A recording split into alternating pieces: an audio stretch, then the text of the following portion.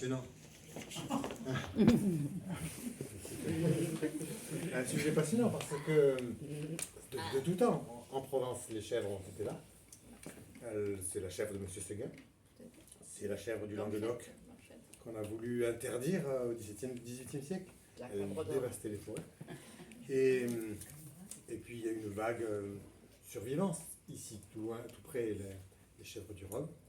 Mais voilà que les choses se transforment, les choses deviennent d'aujourd'hui, et que les chèvres s'échappent. Et que quand elles s'échappent, on ne sait pas quoi en faire. Est-ce qu'il faut les tuer? Est-ce qu'il faut les protéger? Qui va les protéger? Avec quel argent? Public, pas public?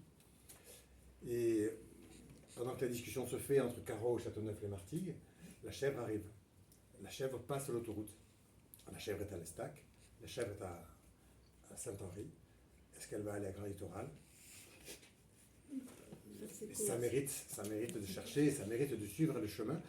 De même qu'il y avait un chemin des vendeurs de brousse qui allaient en ville. Les chèvres, maintenant toutes seules, vont en ville.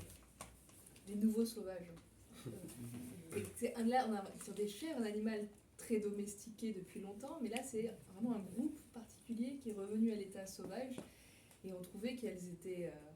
elles incarnent vraiment plein de choses, parce que soit il y a ceux qui les aiment, qui veulent les sauver, ceux qui les détestent, qui voudraient en faire du gigot. Il y a plein d'argumentaires qui sont évoqués. À la fois, elles incarnent la Provence, la liberté.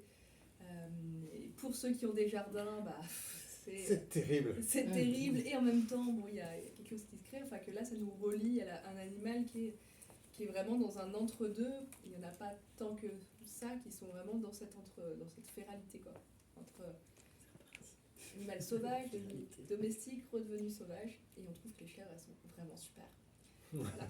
Lionel, tu peux rajouter. C'est très affectueux, c'est très... Vous avez encore 1 minute si Lionel veut rajouter. Juste que je rajouterais, c'est cette idée qu'il y a eu des cas comme ça partout en France, mais que particulièrement dans ce coin-là, ces chèvres sauvages, il y a des riverains qui se mobilisent pour les sauver. Et on ne sait pas trop pourquoi il y a une telle résistance ici à l'idée qu'on abatte les chèvres sauvages. Évidemment, il y a peut-être cette idée que ça réactive un imaginaire provençal qui date très très loin. Il y a beaucoup de gens qui avaient pensé à leurs grands-parents, à leurs aïeux, etc., qui étaient bergers de chèvres. C'est aussi une certaine idée de la liberté. De M. Seguin. Et c'est ça, c'est la chèvre de M. Seguin qui, contrairement à ce que dit le conte, elle part dans la montagne et elle ne meurt pas. Elle se fait pas bouffer par le loup. Elle se fait même pas bouffer par le SUV. Donc ça fait mentir le conte, quoi. Qu'on peut chercher la liberté et ne pas en pâtir et ne pas être bouffé. Vous les chèvres.